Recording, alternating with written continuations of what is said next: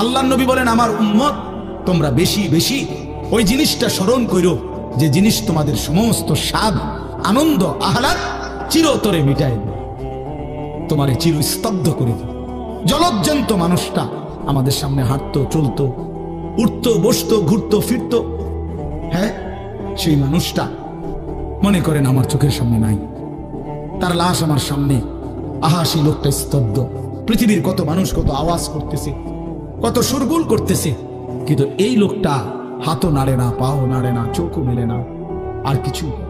এ কি আশ্চর্য বিষয়! চোখের সামনের এই মানুষটা নাই, কি হলো তার? কে তারে থামাই দিল? কে তারে স্তব্ধ করে দিল? এ তো আমার মতো ঘুরতো, ফিরতো, হাঁটতো। আহ, আমার আব্বারে আমি কত দেখছি, একদিন আমার আব্বা চলে গেলেন। আমার দাদারে আমি কত দেখছি, আমার দাদা একদিন চলে গেল। আমার জ্যাঠারে আমি দেখে আসছি, দোয়া করে আসছি, ফু দিয়ে আসছি। এক সপ্তাহ পরে দাদ জ্যাঠা ইন্তেকাল করলেন। আবার এক সপ্তাহ পরে আমি গিয়া জ্যাঠার জানাজা পড়াইছি। এই তো বাস্তবতা। যুবক ভাই, তুমিও মনে রাখো, বয়স্ক বাবা আপনিও মনে রাখেন। হাসান বসরি রহমতুল্লাহ আলাইহি একজন বড় বুজুর্গ ছিলেন। উনি বলতেন, তিনি যখন কোনো যুবককে দেখতেন আর বয়স্ক দেখতেন, তো তিনি যুবকদেরকে বলতেন, ইয়া মা'শারাশ শাবাব ইন্না যারআ কাদ তুদরিকুল আহাতু ক্বাবলা আন ইয়াবলুগ। তিনি উপদেশ দিতেন, হে যুবকগণ শোনো, সব ফুল, সব ফল, সব গাছ চারা পরিপক্ক পাকা পর্যন্ত পৌঁছায় না, তার আগেই অগণিত ফুল, অগণিত ফল, অগণিত চারা গাছ ঝরে যায়। এটা উনি মনে করাইতেন মৃত্যুর কথা। উনি এটা বুঝাইতেন, যুবক তুমি দেখো, একটা আম গাছের মধ্যে যতগুলো মুকুল ধরছে ফুল, সবগুলো আম হয় না। যতগুলো আম ধরছিল ছোট ছোট, সবগুলো বড় পাকা পর্যন্ত যায় না, তার আগেই ঝরে যায়। ঝরেই যায় বেশি, থাইকা যায় অল্প। তার মানে যুবক, কিশোর, তরুণ এই বয়সেই মৃত্যু হয় বেশি, বৃদ্ধ পর্যন্ত পৌঁছে কম। পুরা বাড়িতে অনেক সময় এমন হয় একজনও বয়স্ক লোক নাই, একজনও নাই। আমার ঘর, আমার বাপ চাচাদের যে ঘর, সেখানে আপনার এখন আমার চাচাতো ভাই, জ্যাঠাতো ভাই, আমার ভাই বেরাদর সব মিলাইয়া আমাদের ছেলে পেলে ভাই বাতিজা মিলে না হয়তো 60-70 জন আছি আমরা, কিন্তু আমাদের একজনও বয়স্ক লোক নাই। আমার দাদাও নাই, দাদিও নাই, জ্যাঠাও নাই, চাচাও নাই, আমার আব্বাও নাই, কেউ নেই। তাইলে কেন এমন হল? তাহলে বোঝা গেল অধিকাংশই ঝরে যায়, কবরে চলে যায়, মৃত্যু হয়ে যায়। এই জন্য ধোঁকা না খাওয়া। আরেকটা হলো, বয়স্ক লোককে দেখলে উনি বলতেন, হাসান বসরি রহমতুল্লাহ আলাইহি, ইয়া মা'শারা শুয়ুখ, হে বৃদ্ধগণ। উনি তাদেরকে জিজ্ঞাসা করতেন যে, মা ইউনতাযারু বিস-সারঈ ইযা বালাগা, যখন কোনো ফসল পাইকা যায় তখন আর বাকি থাকে কি? কি বাকি থাকে? কাটা। কথা বলে না, কি বাকি থাকে? ক্বালু আল হাসাদ, বা কাটাটা বাকি থাকে, পাইকা তো গেছে। তার মানে আপনারা পাইকা তো গেছেন, বয়স তো হয়েই গেছে, আর শুধু মৃত্যুটা বাকি, আর শুধু মৃত্যুটা বাকি। তাইলে যুবককে বলতেন, তুমি ভেবো না তুমি বৃদ্ধ হবা, কারণ অসংখ্য ফুল তো আগেই ঝরে যায়, অসংখ্য ফল তো আগেই ঝরে যায়, অসংখ্য গাছ তো আগেই ঝরে যায়। আবার বৃদ্ধকে বলতেন যে আপনার তো আর কিছুই বাকি নাই, আপনি তো পাইকেই গেছেন, এখন শুধু কাটা, কবর, মৃত্যু ছাড়া আর বাকিটা কি? তাহলে মৃত্যু ভুলে না যাওয়া, মউত ভুলে না যাওয়া। রাসূলুল্লাহ সাল্লাল্লাহু আলাইহি ওয়াসাল্লাম বলেন, কাফা বিল মাউতে ওয়াইজান। নবীজি বলেন, কোন মানুষ যদি মৃত্যুর কথা স্মরণ করে, তার ওয়াজের জন্য, নসিহতের জন্য এটাই যথেষ্ট, এটাই যথেষ্ট। আমরা কিতাবে পড়ছি, হযরত ওমর রাদিয়াল্লাহু তাআলা আনহু, এত বড় সাহাবী, উনি বলতেন, কুল্লা ইয়াউমিন ইউকালু মাতা ফুলান, মাতা ফুলান, ওয়ালা বুদ্দা মিন ইয়াউমিন ইউকালু মাতা ওমর। তিনি বলতেন, হায় শোনো, প্রতিদিন ঘোষণা হয় আজ অমুকের মৃত্যু হলো, অমুকের মৃত্যু হলো, অমুকের মৃত্যু হলো। অচিরেই একদিন ঘোষণা হবে, আজ ওমরের মৃত্যু হলো, আজ ওমরের মৃত্যু হলো। উনি বলেন, এই ঘোষণা শুনবে খুব দ্রুত একদিন। এই জন্য বাপ, এই আমাদের ব্যক্তিগতভাবে প্রতিনিয়ত মৃত্যু হচ্ছে, ঠিক এভাবে আমরা তো মরছি, একদিন এই গোটা আলমের মৃত্যু হবে, একদিন এই গোটা সৃষ্টিটাই আল্লাহ তাআলা গোটায় ফেলবে। আচ্ছা, কি আশ্চর্য কথা, এটা কি অবাক করা। এক মিনিট যদি কেউ বিবেক দিয়া ভাবে, যারে বলে কি হয়, বলেই কি, এত বড় আসমান ভেঙে যাবে, এই সূর্য খসে পড়বে, চাঁদ খসে পড়বে। আল্লাহ তাআলা বলছে ইযাস সামাউন ফাতারাত, আসমান ভেঙে যাবে, ওয়া ইদাল কাওয়াকিবু ইনতাসারাত, তারকারাজি খসে খসে পড়বে, ইযাস শামসু কুব্বিরাত ওয়া ইদাল কাওয়াকিবু ইনতাসারাত। আল্লাহ তাআলা বলেন সূর্যটা গুটায় ফেলা হবে, পাহাড়গুলো বালির মতো তুলার মতো উঠতে থাকবে। ইদা রাজ্জাতিল আরদু রাজ্জা, এই জমিনের মাটিগুলো রেজা রেজা পাউডার পাউডার হয়ে যাবে। ওয়া ইদাল বিহারু ফুজ্জিরাত, সমুদ্র খাল বিল নদীর পানিগুলো সব টকবগে উতরাইয়া গরম হইয়া বাষ্পের মতো উড়ে যাবে। না কোথাও পানি থাকবে, না কোথাও গাছ থাকবে, না আসমান থাকবে, না জমিন থাকবে, কিছু। আচ্ছা, এটা কেমন কথা, এটা কেমন আশ্চর্য বিষয়। এই গোটা আলমের মৃত্যু হবে। আল্লাহ তাআলা কোরআনুল কারীমে বিশ্বাস করেন, অসংখ্যবার এই কথা এটা বলছে, এটা হবেই হবে। ইদা ওয়াকাতিল ওয়াকিআ, আল্লাহ বলেন এই ঘটনাটা ঘটবে। লাইসা লিওয়াকাতিহা কাযিবা, এই ঘটনা মিথ্যা মনে করার মতো কেহ নাই। যেদিন ঘটে যাবে তখন আর কারো কোনো মিথ্যাবাদী আর থাকবে না, অর্থাৎ কেউ আর অস্বীকার করার সুযোগ হবে না। চোখের সামনে দিন, চোখের সামনে দিন। কোরআন শরীফে একটা সূরা আছে, সূরা হজ।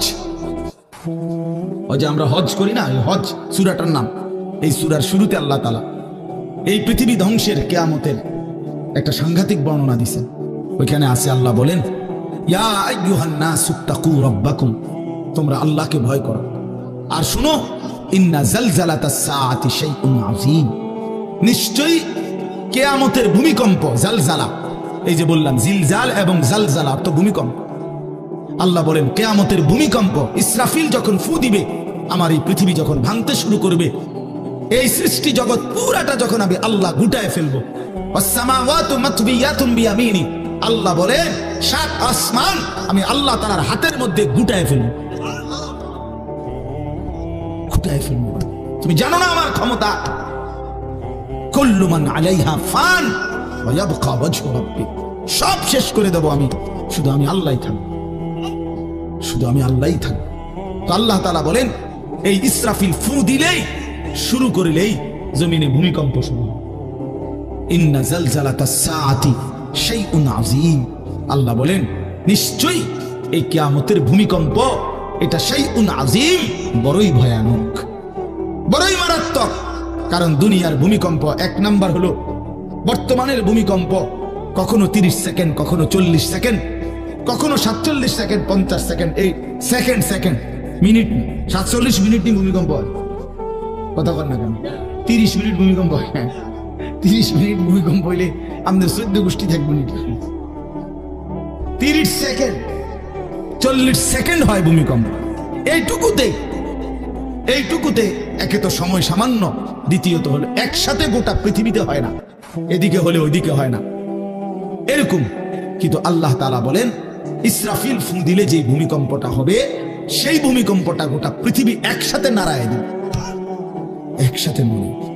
47 সেকেন্ড না, না কতক্ষণ সেটা আল্লাহই জানে। তখন অবস্থা কি হবে, মানুষের আতঙ্ক, এই ভূমিকম্পে আতঙ্ক।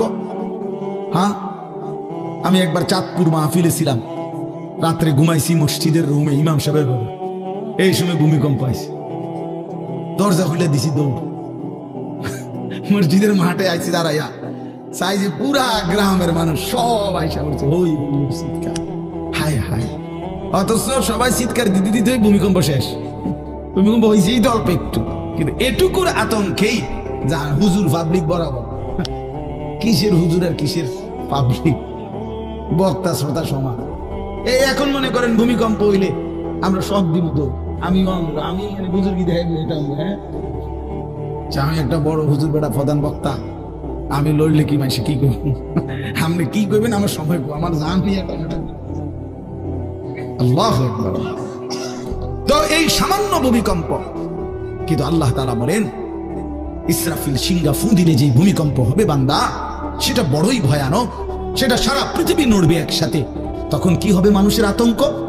ইয়াউমা তারাউনাহা তাযহালু কুল্লু মুরদিআতিন আম্মা আরদাআত। এই এক নম্বরে আল্লাহ বলেন, যে মা তার বাচ্চাটাকে দুধ পান করাইতেছিল, এই কোলের বাচ্চা, দুধের বাচ্চা, আপন মা তার দুধের বাচ্চা ভুলে যাবে, ফেলে দিবে, ছুঁড়ে মারবে, আর মা পাগলের মতো দৌড়ানো শুরু। কোরআন শরীফের আয়াত। ওয়াতাদাউ কুল্লু যাতি হামলিন হামলাহা। এবং আল্লাহ তাআলা বলেন, যে মায়ের পেটের বাচ্চা 10 মাস পূর্ণ হয়ে গেছে, আগামী 2 ঘন্টা 5 ঘন্টা পরে বাচ্চাটা এমনিতেই প্রসব হইতো, আল্লাহ তাআলা বলেন ইসরাফিলের ফু দিলে জমিন যখন কাঁপতে শুরু করবে, তো এই গর্ভধারিণী মা, গর্ভবতী নারী পাগলের মতো এভাবে ছুটবে, দৌড়বে, নিজের গর্ভের বাচ্চা নিজে নিজেই পড়ে যাবে। সুকারা, আল্লাহ বলেন মাতালের মতো সমস্ত মানুষগুলো ছুটতে থাকবে। ফাইদা বারিকাল বাসার ওয়া খাসাফাল কামার ওয়া জুমিআ আশ-শামসু ওয়াল কামার। আল্লাহ তাআলা বলে চন্দ্র সূর্য আলোহীন হয়ে যাবে, সূর্য চন্দ্র এক হয়ে যাবে। ওয়া জুমিআ আশ-শামসু ওয়াল কামার ইয়াকুলুল ইনসানু ইয়াওমাইদিন আইনাল মাফার। লোকেরা দৌড়বে আর ছুটবে, মানুষ একে অপরকে জিজ্ঞেস করবে, ভাইয়া পালাবো কোথায়, দাঁড়াবো কোথায়?